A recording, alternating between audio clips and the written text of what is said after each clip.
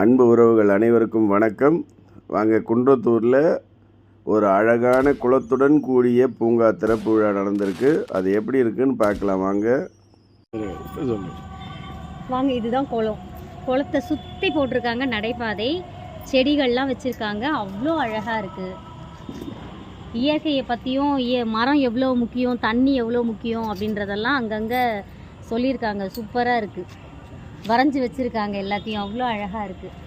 ஆஹா, ஆளை பார்த்தா டம்மி பீஸா இருக்க, பயங்கரமான ஆளா இருக்கேடா.